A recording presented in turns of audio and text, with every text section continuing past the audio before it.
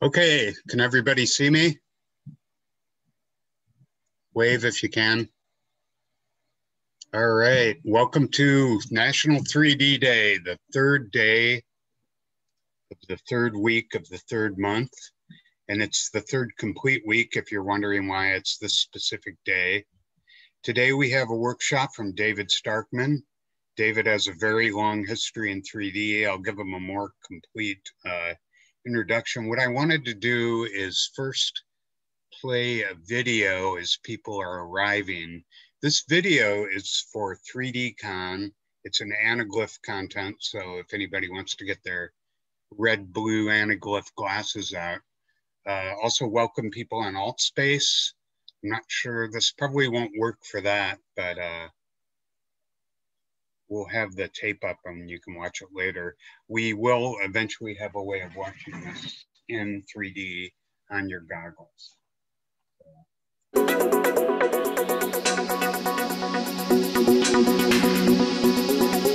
You want to give the signal to let people in? Yes, the live stream is live, so you can go ahead. Here we go. Here's the screen. And all right, and they're in. I am thrilled to welcome you to the first ever virtual NSA 3D Con.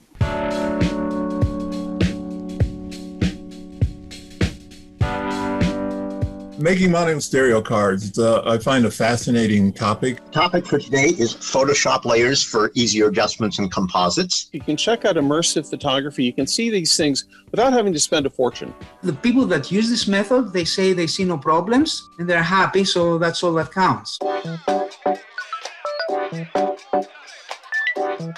In 1974, American photographer Stephen Shore spent 2 months making stereographs with the Stereorealist camera. Today I'm going to use old stereo views of alpine glaciers to highlight the impact of global warming. My presentation is about a series of computer graphics by the Hungarian artist Tomáš Walicki.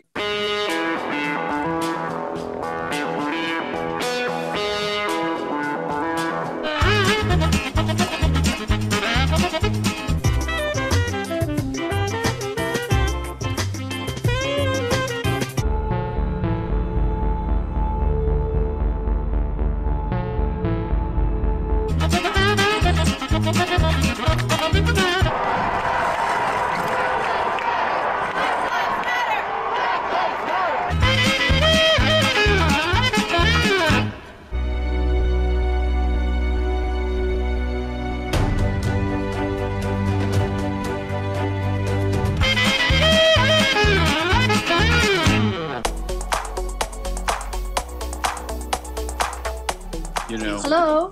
It was almost like being there, yes. Hi. Are you a happy face emoji with anaglyph glasses on? Some of them seemed intense.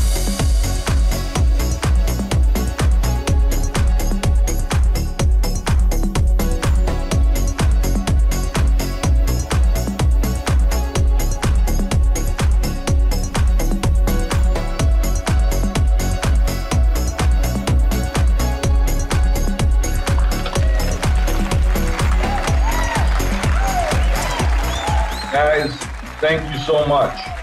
Virtual 3D Con Day, that's right.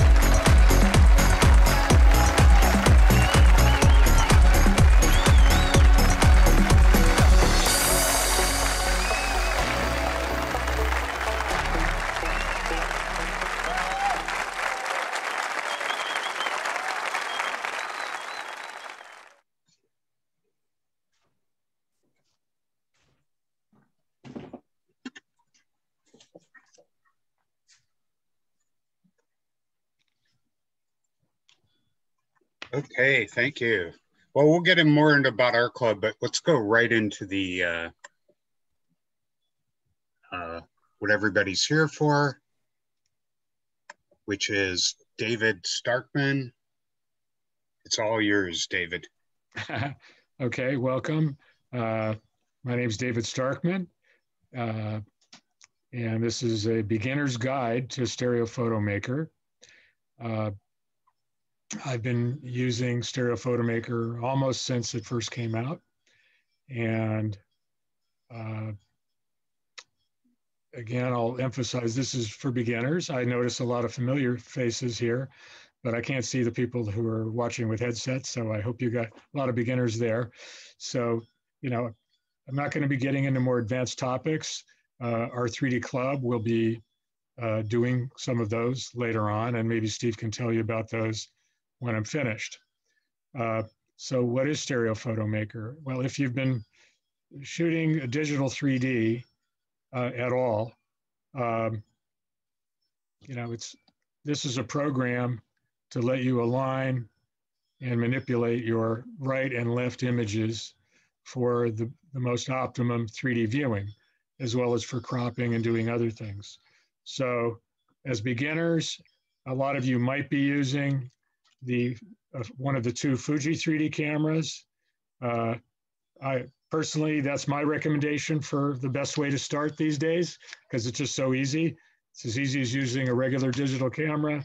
It has two lenses, about the same distance apart as your eyes, a little bit farther, as you can see. And it even has a 3D display on the back. For those that are right at the beginning, don't want to invest in something like that, you can just use a single camera or your phone and I usually start with the left, but you can take a left eye picture and move over a little bit, take a right picture. And that's even more important because Stereo Photo Maker, you know, if you tilt it a little bit between the two pictures, there's a slight exposure difference. Stereo Photo Maker, in many cases, maybe most, will automatically correct those things. And I'll get into that later. And the other options for many people are putting twin camera rigs together. So that's some of the options for how to take your 3D pictures. And see, while we're starting here, let me go into the chat and I'm gonna paste. I just pasted a little intro that has a bunch of links and things. So I just want to emphasize, this is being recorded. I forgot to hit record on this computer myself. All right, this is being recorded, so it'll be made available later. But also, everything I talk about, there are written tutorials available online, and I will tell you where to find those later. I've written a couple, and there's one really good one somebody else did that I like even better, which I'll tell you about.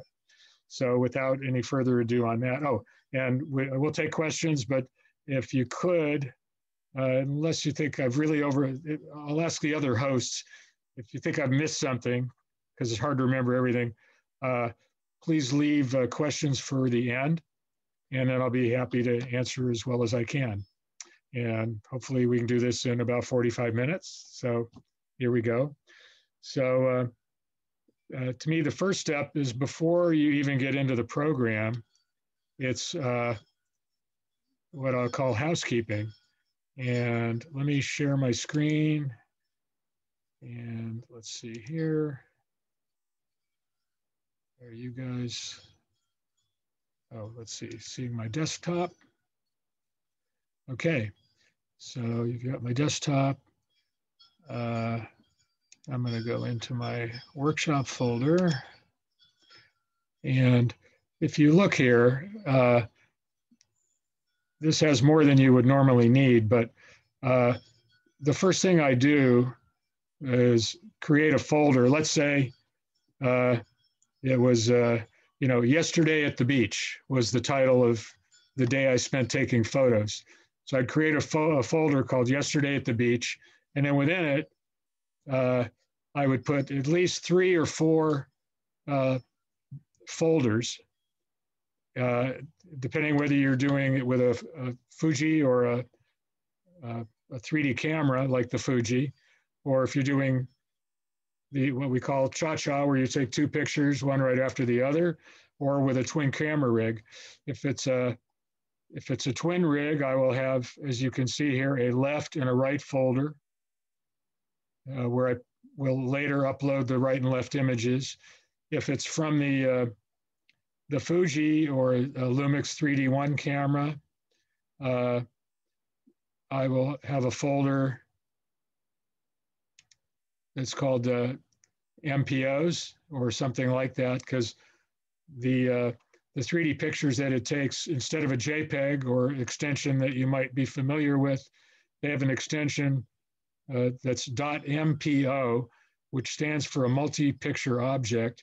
And basically, it's kind of the best way to think of it. It's like having two JPEGs within that single file. So if it's from a Fuji, I'll have that folder. And then I'll have another folder that's just called my aligned, if it's the left and right, so it'll be my aligned left and right pairs. Or if it's the Fuji, I have one I call just MPO aligned, just to differentiate them. But that's sort of a housekeeping feature. And the next thing is, well, how do you get Stereo Photo Maker? If you don't already have it, I will show you where it is. If you just go to whatever browser you use, I'm in Google Chrome, and you just type in Stereo Photo Maker. I've already done it before. So you type in Stereo Photo Maker, and it'll take you to this website. And hopefully you're all seeing that. And if you can see my cursor. So on this site, if it's got three other languages, if you don't speak English, French, German, and Japanese are available. And if you go down under this big red headline, the maker of this, Masuji Sudo, from the beginning, he has been doing updates really frequently. There might be a history of them, but anyway, the latest version is here. It's the Stereo Photo Maker Pro 64-bit version, and you can click on that to download it. There are some older versions and a 34-bit version. And just a little bit below that, I'll point out right now, there's a beginner's guide that I have written, and that's basically for twin camera work. There's also one that says beginner's SPM guide illustrated for the Fuji W1 version 3, and that also would apply to the W3 model. I've also got, this is more advanced, some clone tool instructions. David Kuntz has some instructions on making stereo cards. And there's also the last one, it says an illustrated beginner's guide to Stereo Photo Maker, done by a woman named Stereo Doro. And that one is totally visual, and I'll talk more about it later. But without further ado, I will close that for the moment. And once you've downloaded Stereo Photo Maker, and if you drag it onto your desktop, the latest version, the Pro version, this is what the icon looks like, where my cursor is. It says 3D Pro with a pair of glasses. The older version, right next to it, that's what the old logo looked like. But I'm going to use the latest version that I downloaded. So here it is. If you double click on it, it's a little intimidating because the first time you see it, you just got this almost blank screen. And but other icons will show up once you start opening some pictures. So because this is for beginners, I'm going to first start by just showing how you would begin if you were using one of the digital 3D cameras like the Fuji W1 or the Fuji W3 or the Lumix 3D1. You would go to where it says File. And again, I'm just going to do a single image. So that MPO that I told you, it has an MPO extension, is actually a stereo image. So I'm going to go to Open Stereo Image. And the thing about Stereo Photo Maker, it always goes to the last folder that you looked at. In this case, I happen to be looking at my MPO examples, but if not, here's all the folders I had in my SPM class folder if I go up, or here's everything in my pictures folder, but I will go back to my class. And right now I have some examples. And just to keep it simple, I just downloaded 5 pictures from a Fuji camera. And depending on what your setup is, the icons might be a little different. If you have it listed as a list, it might look like that, or it might just say under details or in icons. In this case, my browser doesn't support showing the MPO as a preview. So you just see that. So I'll just go to the list. And I'm going to open one picture from that list. And if you click on any of these, Stereo Photomaker does recognize it. So it will give you a preview, a 2D picture of what that picture is. So I'll take a picture of, let's see what I've got here. I think I'll take this one here. So this is a picture I took at a screening of Coraline, and in the lobby they had one of the puppets, or whatever you call it, that was used in the movie. And so when you bring in the MPO, there's your left and right image, and the default is side-by-side pair. But also you notice once I opened up the stereo image, there are a lot more icons now across the top. And like a lot of programs, you can use the icons, and if you hold a cursor over it, a little word bubble will pop up to tell you what it is. For example, this one would change it to a color anaglyph, and this one would change it to a gray anaglyph, where this is going back to a side-by-side. There are other options like above, below. But I normally work side by side. And if you're a cross-eyed viewer, over here, there's an icon that says swap left and right, and that swaps you left and right. Or there's a shortcut. You don't have to memorize all this, but by hitting the letter X, that will switch it from parallel to cross-eyed. And also, like a lot of programs, if you go to the words across the top, for example, in View, let's see, under Stereo, you have a choice of a lot of these things as well, and then other choices too. So a lot of you, taking it with a stereo camera like this, you might look at it and say, well, that looks perfectly great. And it does look pretty good. If you look at it in an anaglyph mode, you can see it does look very good. And so in a way, this might not be the best example because it's aligned pretty well in the camera. But there is a feature. Well, let's pick a different picture just because maybe we'll get one that's not so well aligned.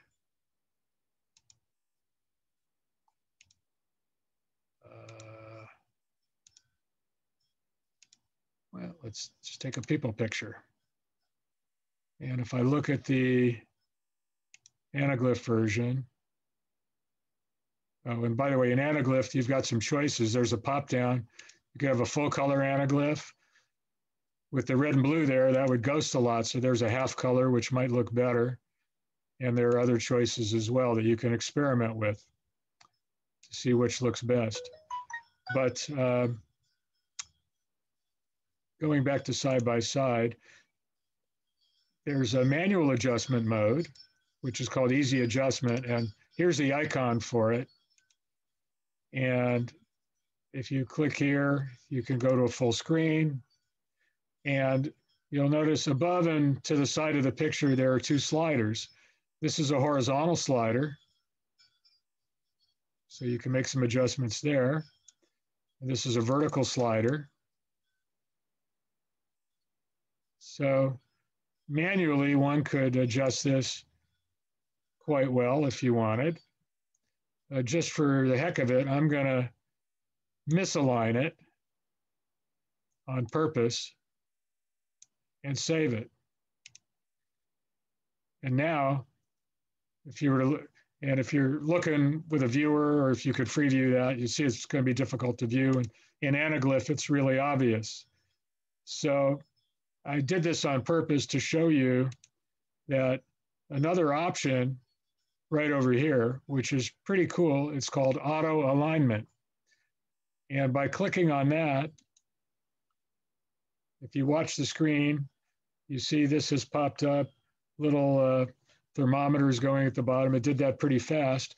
If you can see on the screen, what this just did, It corrected rotation between the two images, minus 3.3 degrees on the left, plus 0.2 on the right. It corrected a tiny 0.1% of size difference, a little bit of vertical and horizontal position. It shifted the position vertically 2 pixels and horizontally 61. And now I'll close that. And let's just see in anaglyph how that looks, auto align. And you can see how beautifully it aligned that picture automatically. And for a great many pictures, auto alignment is good enough. Getting more advanced, if the picture is more complicated, there might be things at the right and left edges that are disturbing, and you can make manual adjustments for that. But just for now, I'll keep it simple just to show that you've got the choices of a manual and auto alignment. And the same things apply if you're using a single camera taking 2 separate pictures, or twin camera. The only difference, and I'll show you here, is instead of opening a stereo image, you're going to go here where it says open left-right images. I'm not going to save that picture, so it's going to give me a chance. So now it goes to where I left off, and that's not where I want to import the pictures from. So I'm going to go up 1 level. By the way, I'm working in Windows, Windows 10. And for those of you that use Macs, there is not a Mac version of Stereo Photo Maker, but he's got a link on the website about using Macs using an emulator to emulate Windows.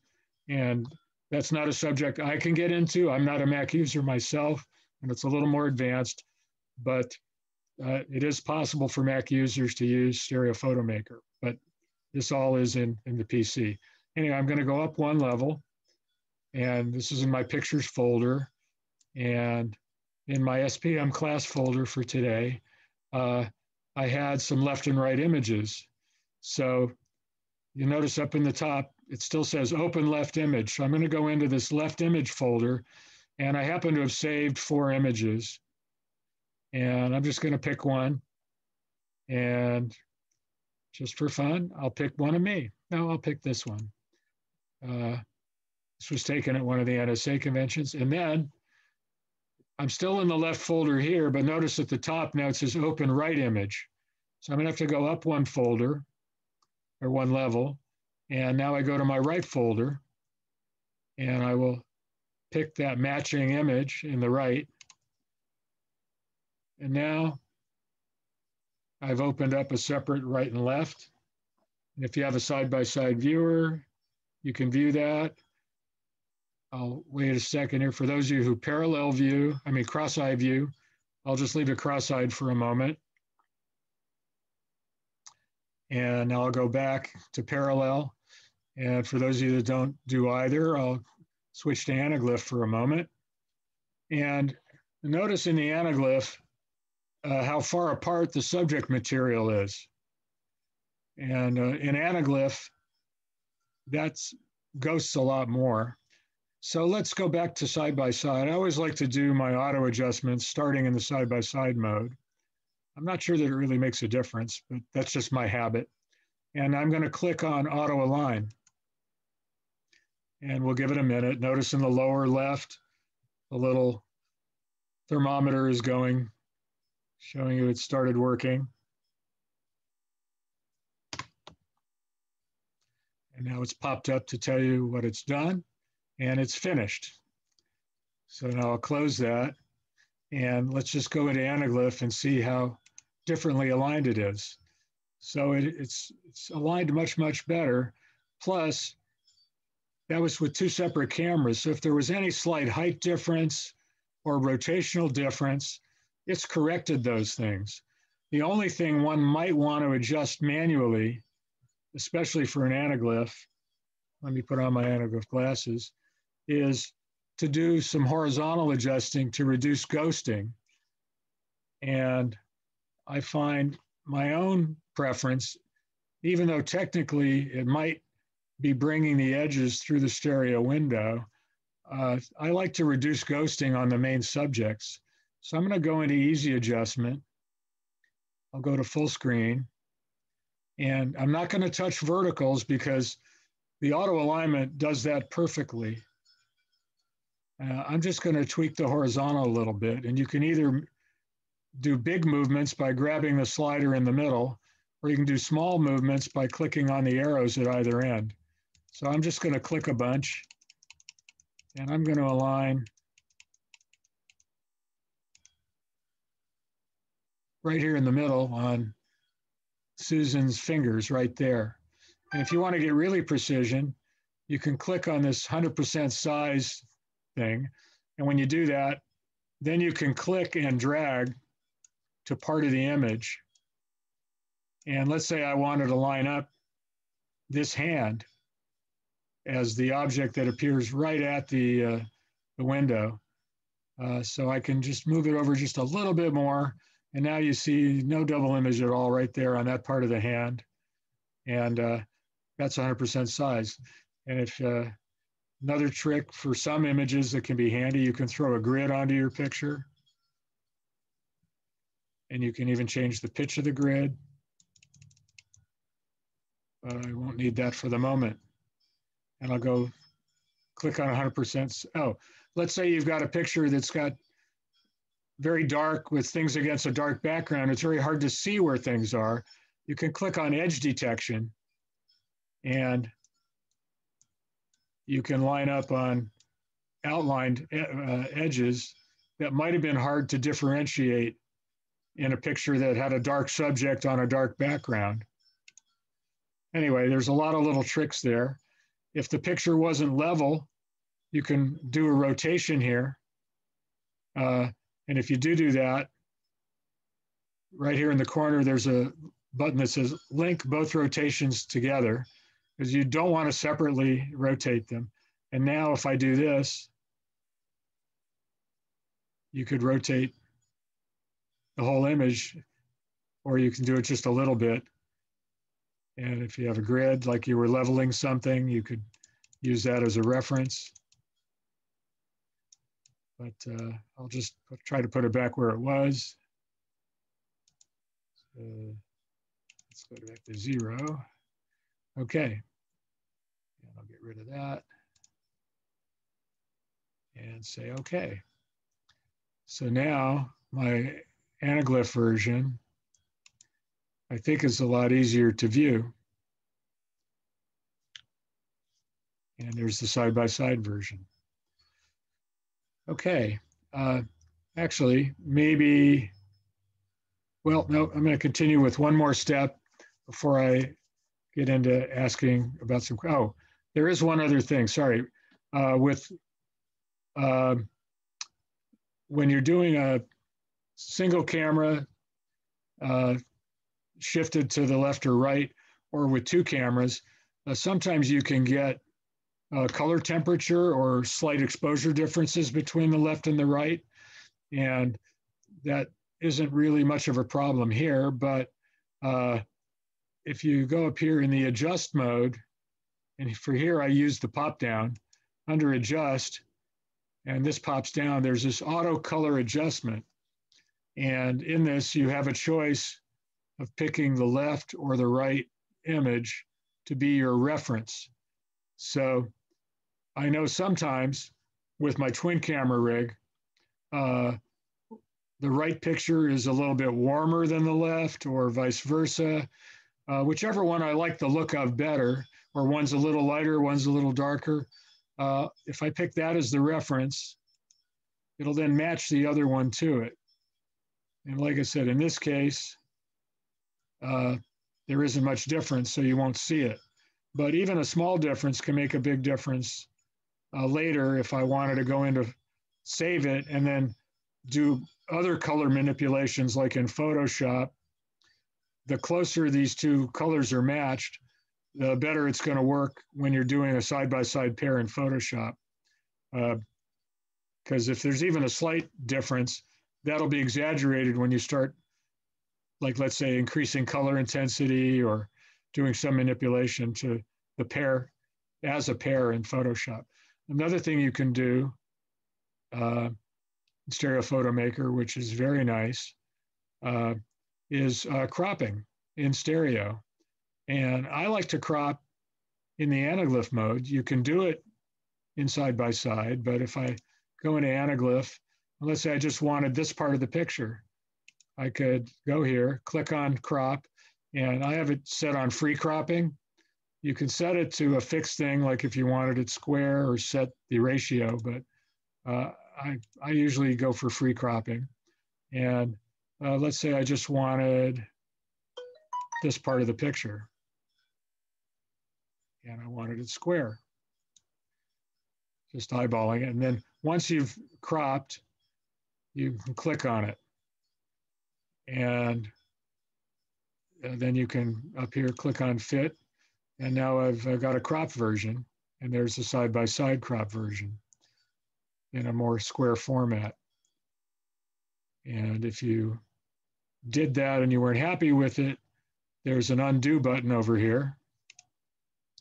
And you could undo it and do it over again. So I didn't like that cropping. So I'll start over. Oops. Well, here's what it looks like if you're doing it as a stereo pair. I'll crop a little bigger this time. And then I'll just go to fit screen. And then, so once you've done all this, whether it's cropped or not, or you've adjusted it, you can click, you can hit the letter S, or down here, if you like to use menus, you can do on File and Save Stereo Image. And the important thing is when you go to save it, first, it's going to save it in the last folder that you saved whatever the last thing was in. So in this case, I'm going to save it in an aligned right-left pair folder. So there's that folder. I'm going to open that. And then I can click on save. And notice the preview here.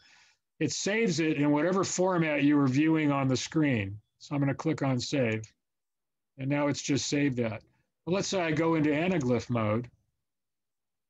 Now if I go and click on File, Save Stereo Image, notice the preview is showing an anaglyph. And it's going to save it as an anaglyph. So if I wanted to save that, I've got an anaglyph folder created. So I'm going to go up a level. Here's my color anaglyph folder. I will save it there. And that's that.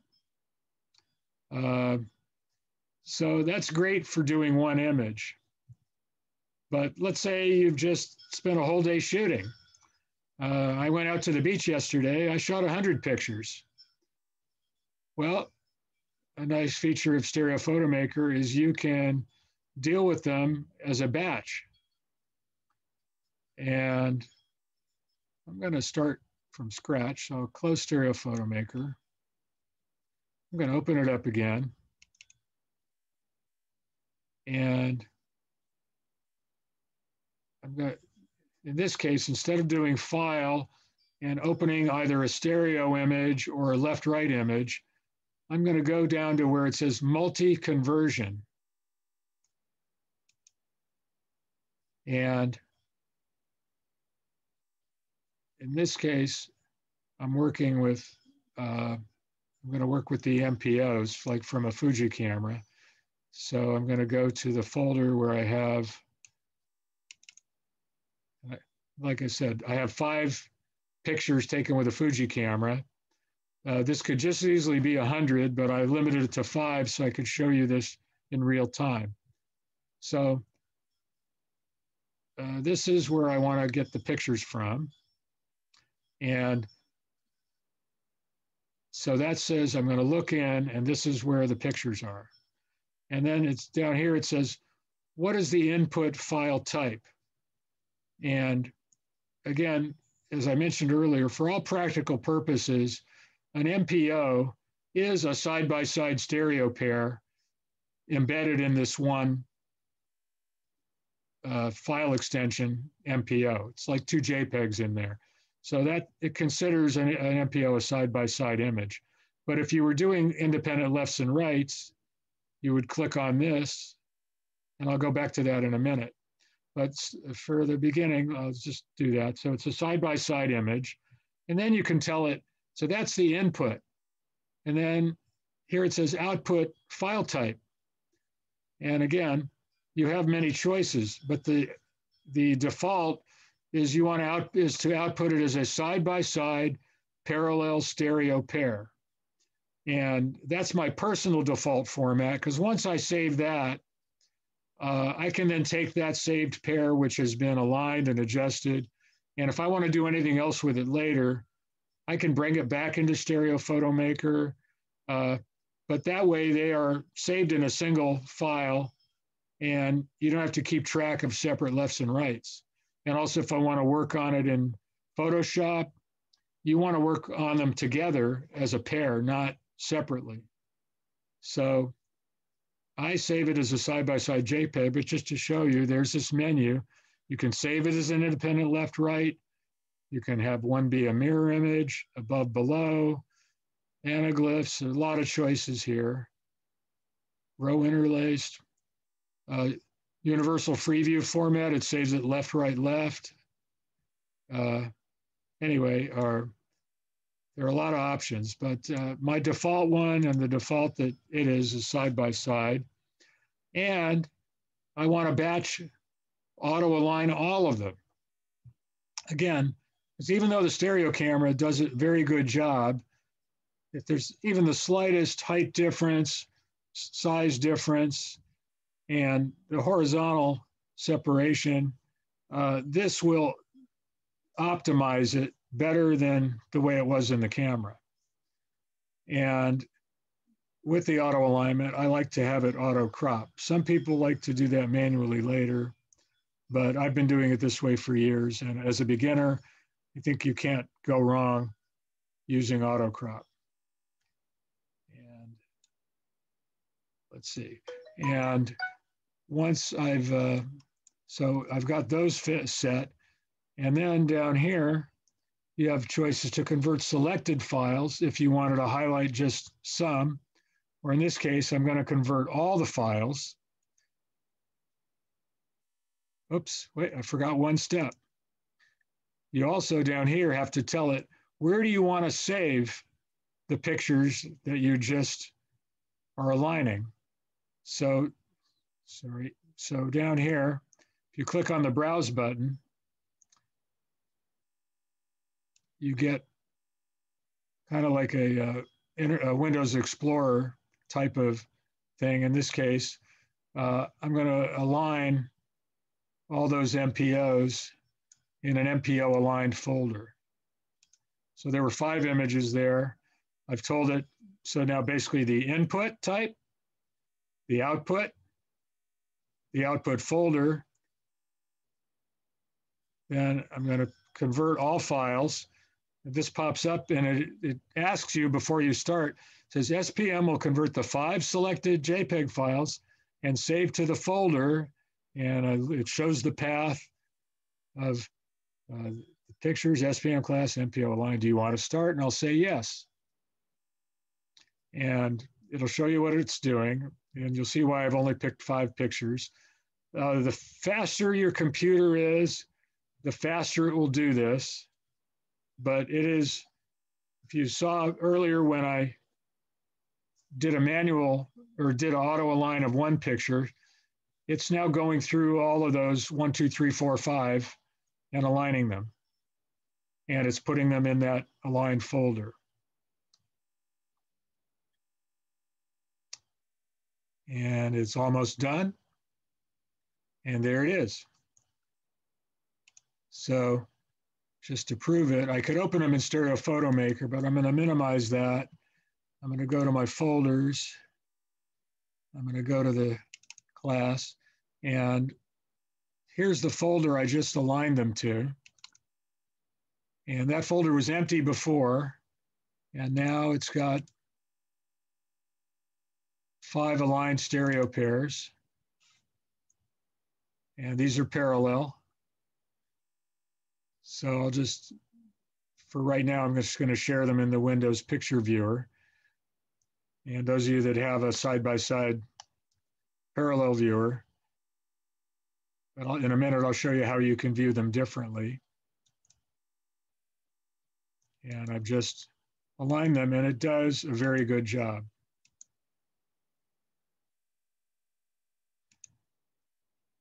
And one could, and also once I've done that, I go back to Stereophoto Maker.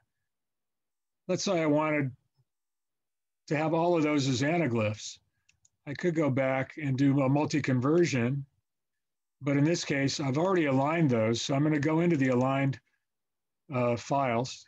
Here they are. And they're a side-by-side input, except this time I'm going to output them as a, let's say, I'm going to do a half color anaglyph. And I'm going to put them in a different folder. I don't need to align them because they've already been aligned and cropped. So I'm going to uncheck those. And now I'm going to browse to, I've got a half color anaglyph folder. So if I do now convert all of those files, and again, it asks you, it'll convert the 5 selected files and save to that folder. You say yes. Now it's going to be even faster because it's not aligning them. It's only converting the already aligned images to anaglyph. See how fast that was? Done. And now if I go to the anaglyph folder, here's my half color anaglyph folder, which was empty. And now there they are.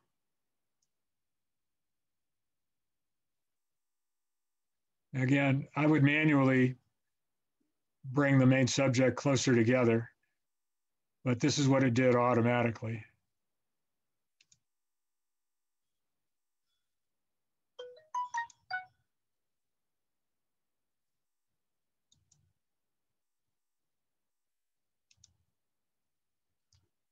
So that is some of the most basic features that I wanted to show.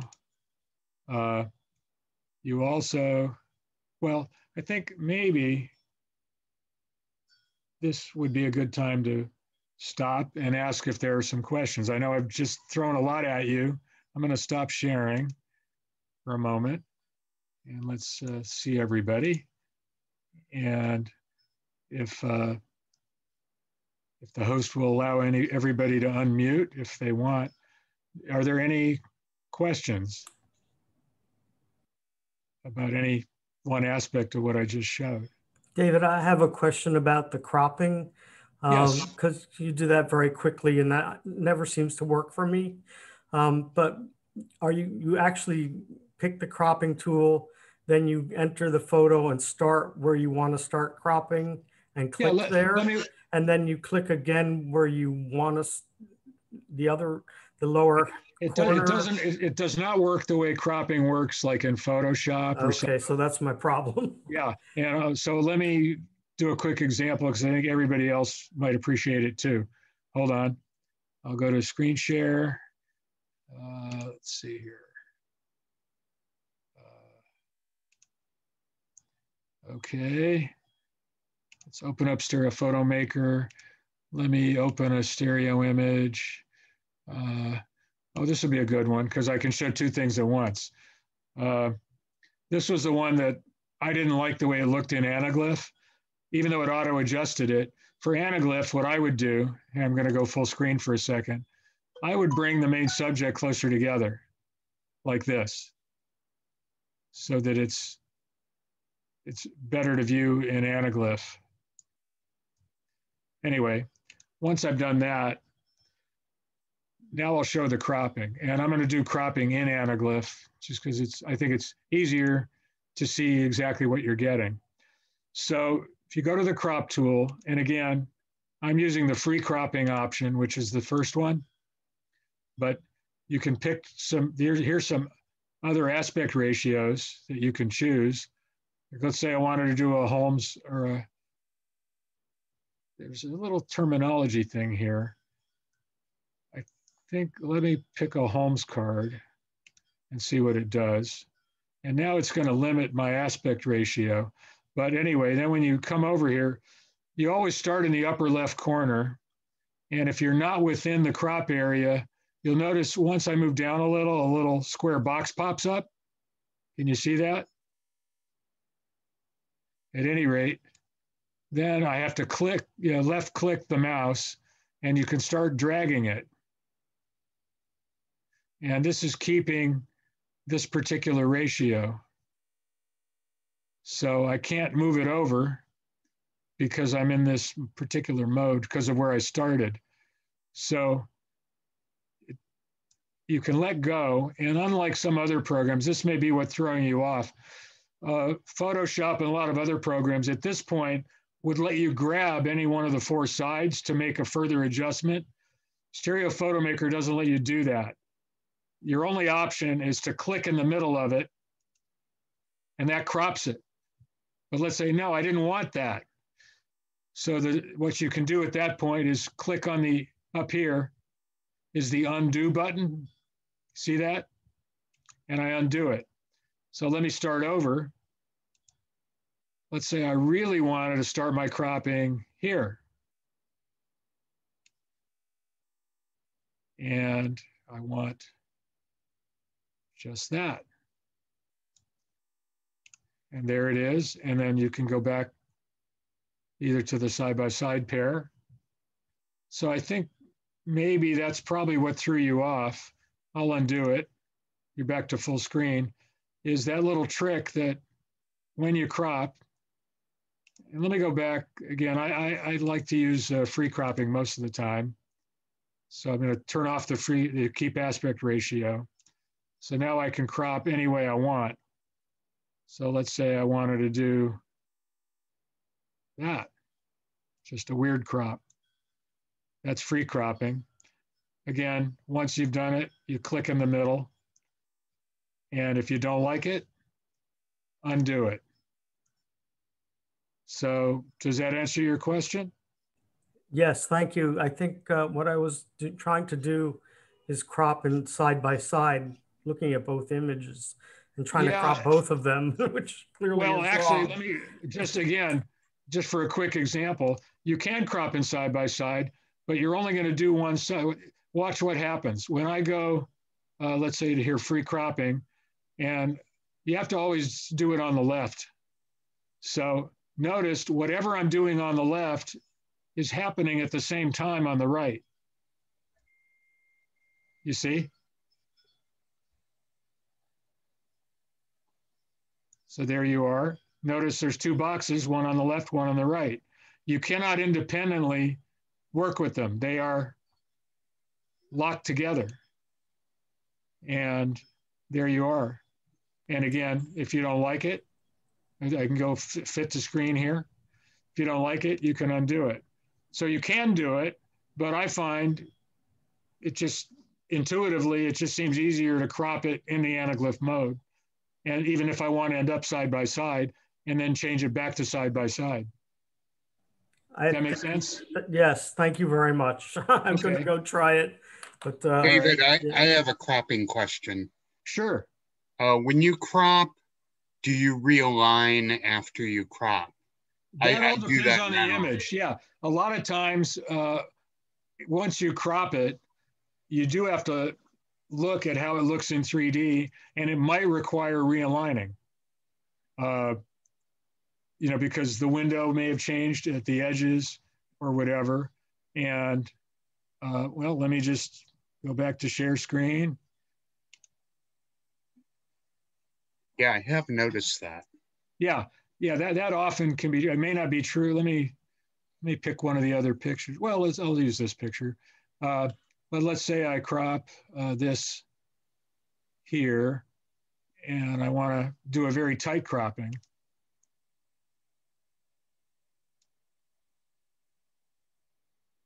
Just for her.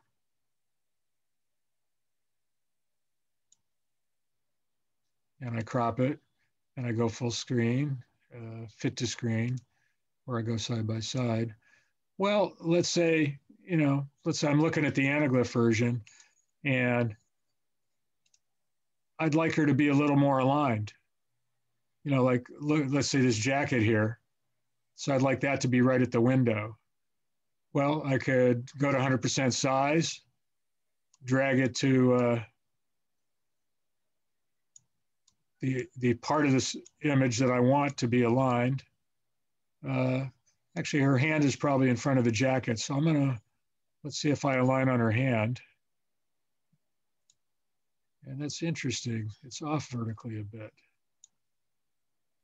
So let's play with that.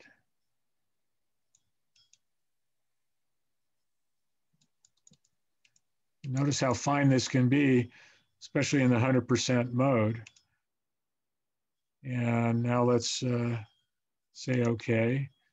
And just for fun, those of us who have anaglyph glasses, oh wait, that's kind of, see how that looks in anaglyph. Well, it's a little ghosty on the jacket, but I would pick, you could try some of the different anaglyph versions to see if you like one of them better. Or you could also go with a gray anaglyph. And even in gray, there's also a red-green setting for red-green glasses. So there are a lot of options. But yeah, so depending a lot on the subjects, when you crop, you do want to recheck your stereo windowing.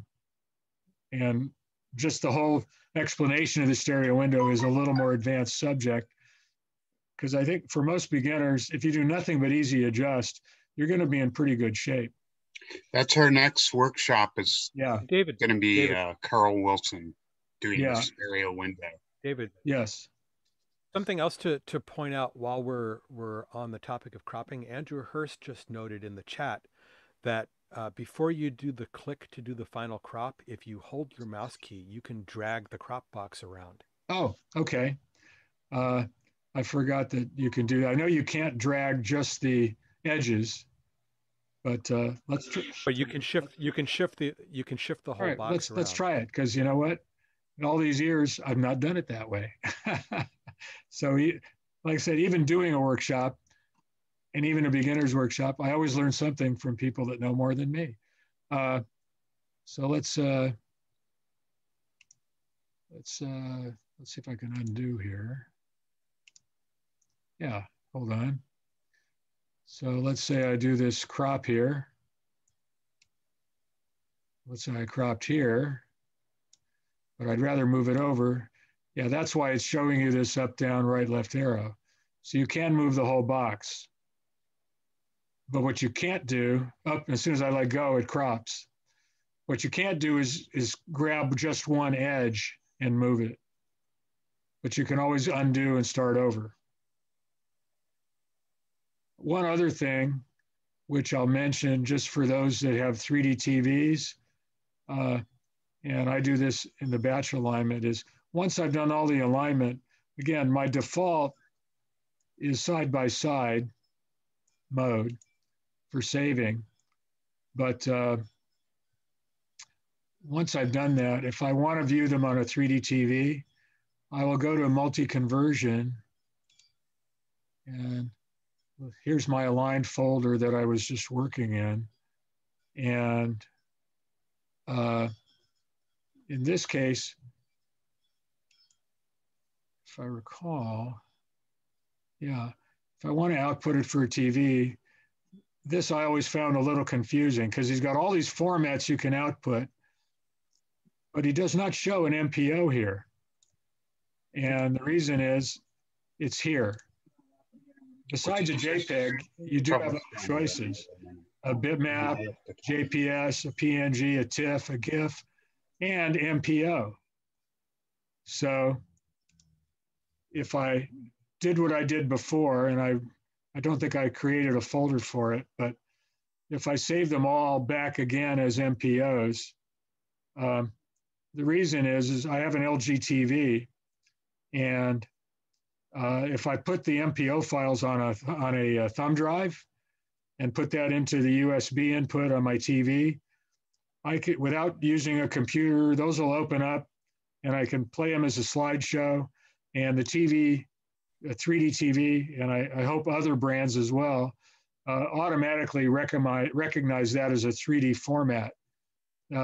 Even better, if I do it as a side-by-side, it's got to be 50% squeezed, and I may have to manually tell it to adjust for that.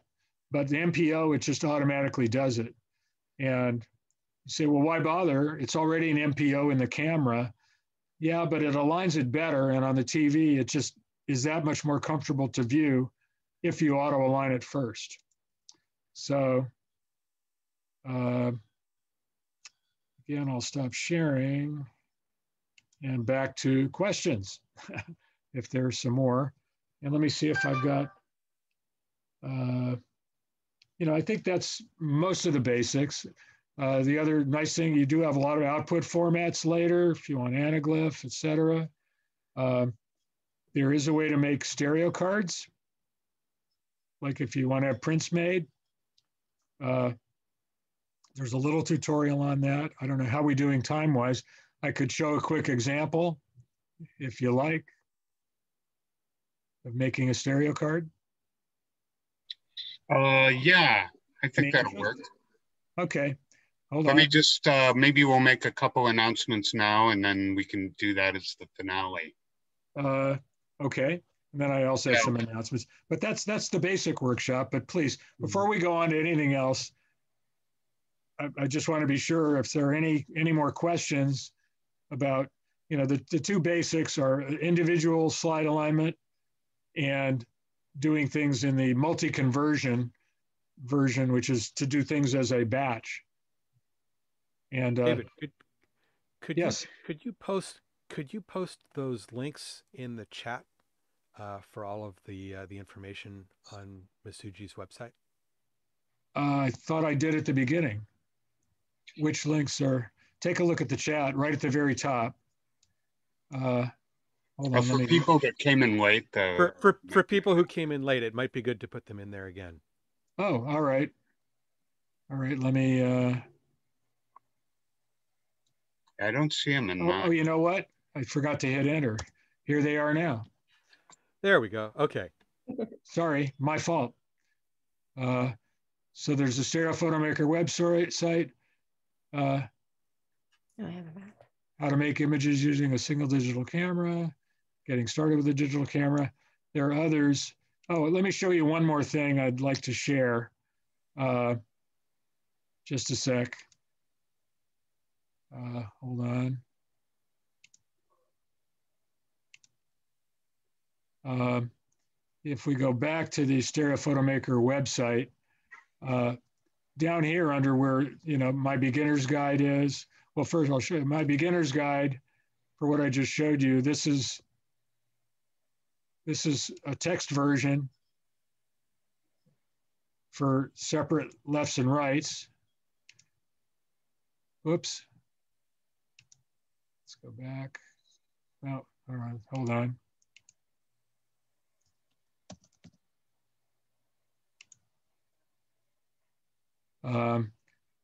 I've got this other version is what I just basically shown for W3, but the last one, it says an illustrated beginner's guide to Stereo Photomaker by Stereo Doro. And this is like a PowerPoint presentation. And this shows everything visually. Although she is showing you for doing separate lefts, rights. But other than that, if everything else is the same for an MPO. So if you like it all visual, this is a really great all visual tutorial, step by step. So feel free, go back later. That's all on the Stereo Photomaker website. This one here. There's a bunch of people watching in alt space. I popped in there for a little bit to see what it was like. Yes. we should see if anybody from AltSpace has any questions while we're here. Happy to answer them if they. Can they talk? That we Yeah, hear them? Jay, they're passing their questions through Jay. Jay, do you have any AltSpace questions? I guess not. Anyways, what I wanted to mention just before we go on with the thing is we do have an advanced one, which will actually be in May. I'll get you the date if you keep an eye on our website. Or next month, we're going to have one in April. I believe it's on the 24th at 10 a.m. and it will be on the stereo window. Carl Wilson will be doing that. We have our meetings every third Thursday, which looks like next month will be the 15th. So we are having it the 15th, then we're having the 17th, I'm sorry. So April 17th will be the workshop on the stereo window. Carl Wilson. Then we're having an advanced workshop will be in May with me and David Koontz, probably the 22nd. So we'll have more information on those as they appear. Also, I do want to mention a new thing that did come out today is this, which is a 3D movie maker by the same guy who made Stereo Photo Maker. And this does 3D movies on your iPhone. Only works on the iPhone. But I've been working with it today. Had a lot of fun. And the cool thing about it is you can live stream it on your Chromecast. So. And just to add to what Steve said, those future workshops, you can find out about them at the LA 3D Club website. And I just put it in chat. Pardon the typo.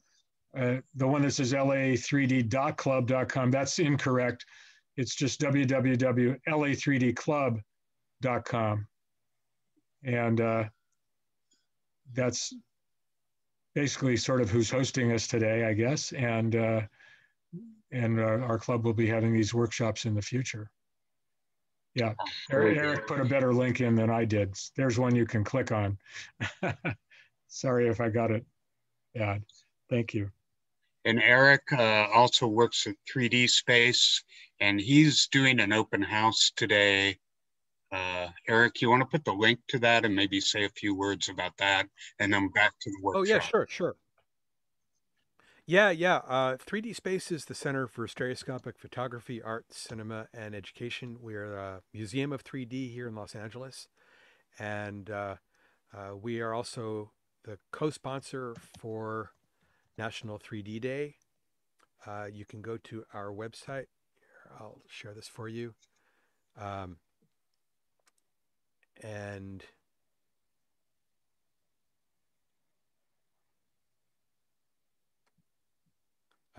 we've just launched a virtual tour of the most recent exhibit from our museum. If you go to our website and click here, it'll take you to the Matterport tour.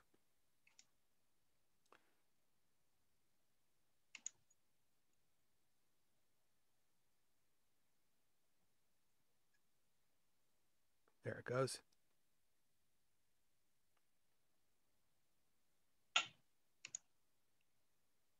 Probably taxing my laptop a little bit running Zoom and this at the same time. But in any case, it's a 360 tour of the 3D Space Museum, and you can move around the museum and look at the different exhibits. Cool. And then there are videos that you can watch at all of these various target points. You can play a video that tells you what it is you're looking at.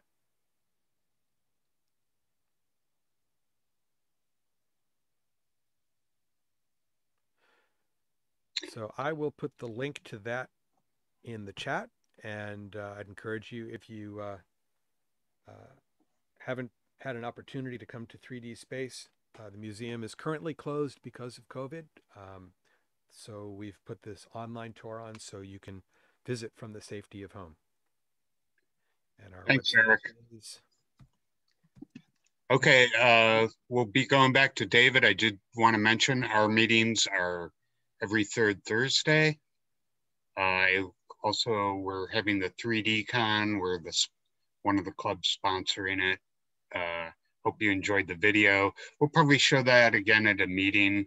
Again, third Thursday at 7 Pacific time. All you have to do is type la3d.club in your browser. You'll be directed to a Zoom link. Everybody's invited. You don't have to be a club member. Now, back to David. Okay. Before I continue, I'll do a little quickie on making a stereo card. I have to put in a blatant plug for my wife's website. So I'll just share this for a moment. The shortcut to it, ignore what's at the top of the screen, is you can just go to www.3-dlegends.com. And this is a website that's basically a tribute to all these people who are no longer with us. And for those that are big fans of Lenticular, her latest edition is Maurice Bonnet, who created some of the greatest lenticular quality images ever back in the in the 1940s. This is one of the cameras he used. And any picture on that site, you can click to enlarge and click again. And there are many 3D pictures on the website. And she does them all in a, let me pick a interesting one, let's say. Well, anyway, here's one of the cameras. And if you click on it, they're all done in a left, right, left format for free viewing. At any rate, so that's 3D Legends. And now going back to Stereo Photo Maker, I'll hold on, close that.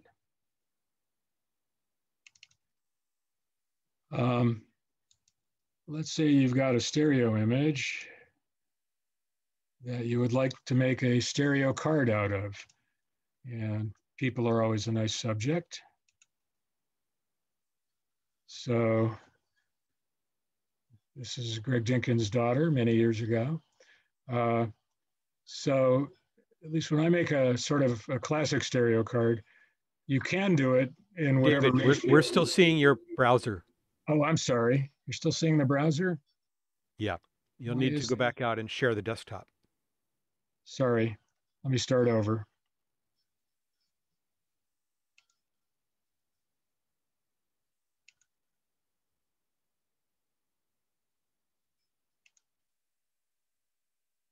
Is that working now? Yeah. There, yeah, we see it now. Sorry, apologize about that. Just for aesthetics, I like to usually make them square if I'm going to make a print card. And here's where you can go on the free cropping. If you go to the classic stereo card, and this is where I disagree with Masuji's terminology, if I recall. The Holmes card, which is what I would think of as a classic stereo card, is really, I think, for a 4x6 print. And the classic 5x7, if I recall, is this one. We'll find out in a moment. So, oh, and again, let's do it in anaglyph. So let me make sure I'm in the right one. Yeah, classic stereo card. Okay, crop, and let's say, there we are. Well, looks a little taller than wide, or maybe not. And I like that tip that you can now move this around till you've got it where you want it. So now I've got my more or less square image. If you go to here where it says File, and right at the very end of the pop down, it says Print Stereo Card. If you click on that, notice what you get. The reason it says print is this is set up for printing on a, like if you had a color printer at home, it's going to print it in the upper corner of your 8.5 by 11 paper. And if you notice here, it says classic stereo card, 7 by 3.5 inches. And there's your overall paper side. And here you can now give it a title. So here you can change the title. And I could put in, Jane Doe, maybe the location, copyright my name. I'll put in David Starkman, 2021. You can choose to have an arch or not. If you look at the picture in the upper corner, that's without the arch, that's with the arch. Sometimes you're going to lose something that you don't want to lose with the arch. In this case, for a portrait like this, I like the arch. You can change the color of the background. I tend to go with sort of, I call it Keystone Gray, like the old Keystone cards. And I usually stick to the black text, although you can change the color of the text as well, which is here. Change text color. And there's other options, but I think instead of printing, so if you were going to print it straight to your color printer, I think you could do it right now, but I like to send it out and have it printed, like at Costco. So if you do save as, now, again, it shows you that it's going to save it as a print. Here's the preview, and I'll go to another folder. And in this class, I had a folder I had called abbreviated RD2 print, ready to print. So I'm going to put it in that folder, and I'm just going to call it Lily, because that's who the subject is, SV, stereo view, and save it. And if I go, now if I close that, and if I go to that folder,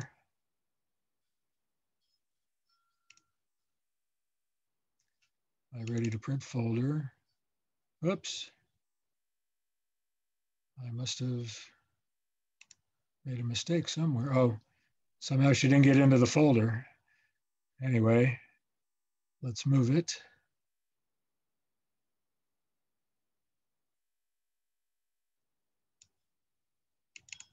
All right, so there's the card I just made. And I'll just say there is one more trick. If you're going to have it printed at a place, at a drugstore or somewhere where you can do it online. It's a 5 by 7 inch card, but if I just send it just like that to the lab, they tend to stretch it out and in a way you don't want. So, wrong Adobe, sorry. Where's my photo? Oh, sorry, I'm not working.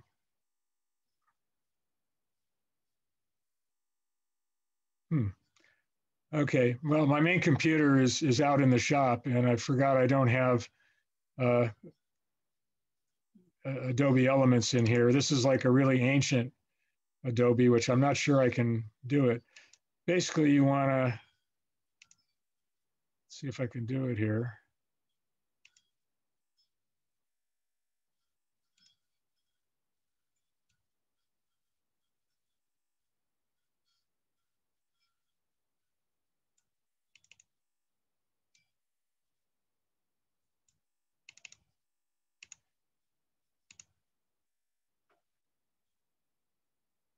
Under size,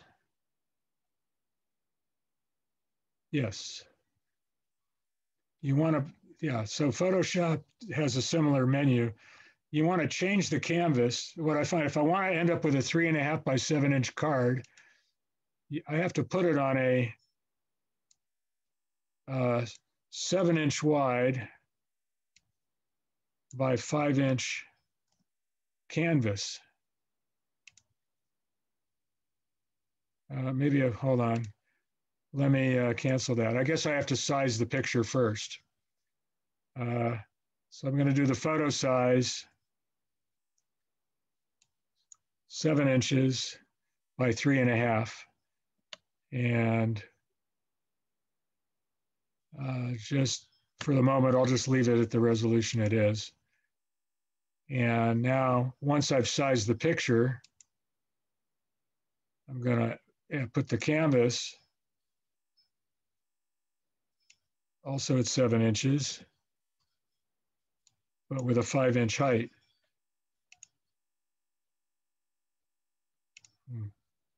I don't know. Well, I'm not used to doing it in this program.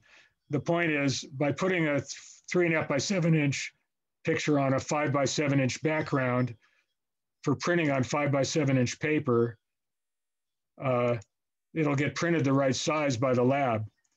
If you just give them a 3.5 by 7-inch photo, they're going to stretch it out to the height and crop the sides. Did that make sense? I'm sorry I wasn't able to demo that properly, but it wasn't originally what I intended to show in this class. But I hope you understood at least the principle of what I was saying. Any questions?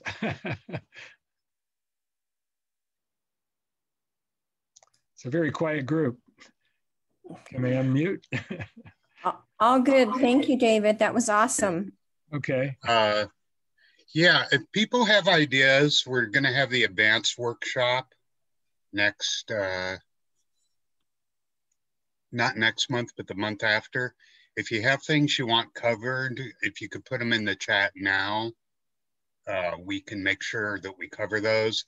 I was planning to go over grayscale, clone tool, a few other things, working with I'm working with, by then, I think the volumetric display should be out. So we'll have ways of doing that. Processing, there's also movie processing that you can now do using Stereo Photo Maker.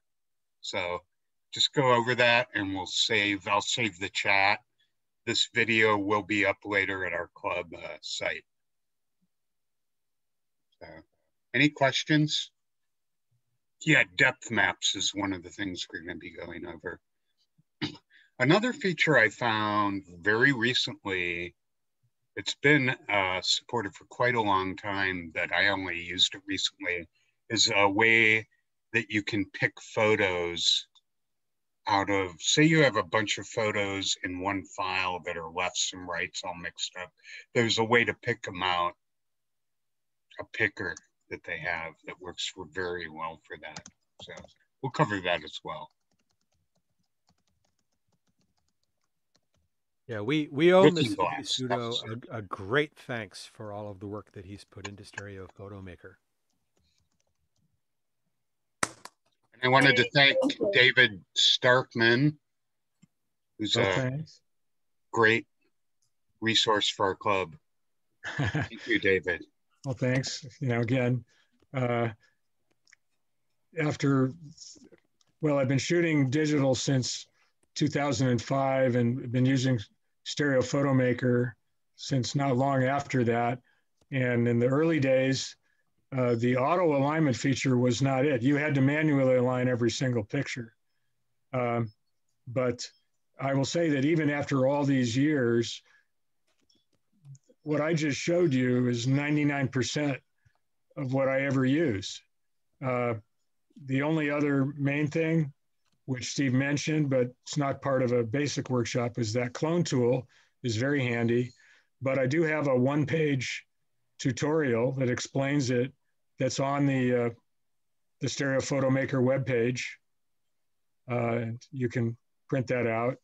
And if anybody ever wants to write to me directly, in a second, I'll put my email address in the, actually, I think, I already have it in the chat.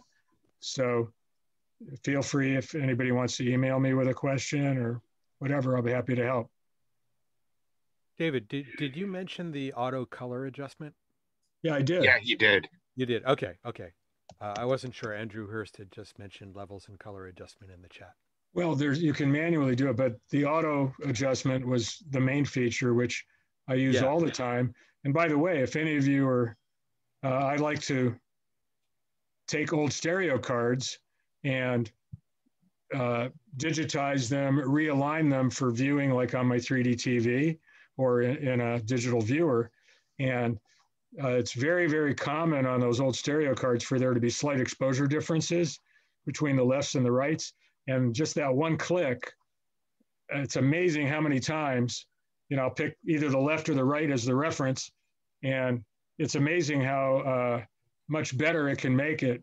Not all the time. If it's too extreme, it won't do it. But if it's within a range, it works amazingly well, even on black and white old stereo cards to balance the exposure. So yeah, it's a neat feature. Okay, well, thanks everybody. I hope everybody had a happy 3D day. And this went a little longer than we thought. We thought an hour. It's about an hour and 20 minutes, but we did have a lot of well, extras. You know, David. You got stuff besides the workshop. And like I said, when I do this at NSA, it's always literally almost right the full hour. So if I've talked to Rick Chomsky about for the NSA virtual one, I'm going to do really extra basic if they want me to keep it to 30 minutes. Yeah, that's one of the reasons we are kind of putting workshops, a lot of them separate from the regular meetings, is just so we can go long. Okay. Sure. Well, Thank hey, you. why doesn't Awesome, everyone guys. unmute yourselves and let's give David a big round of applause. Thank you, David, Steve, and Eric. It was great. All of you. Well, thank you all. It's nice seeing you all virtually. And to all the people that are in there with their virtual headsets on. Sorry I can't hear you, but hope you enjoyed it.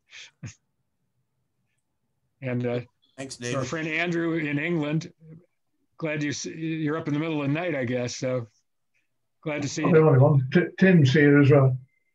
Sorry? Tim Goldsmith is on as well. Yeah, I saw Tim too. Sorry, I should have said hi to Tim too. Sorry, Tim. You're good to see you both from England. Okay, guys. All right, see ya. bye-bye. Ending the meeting.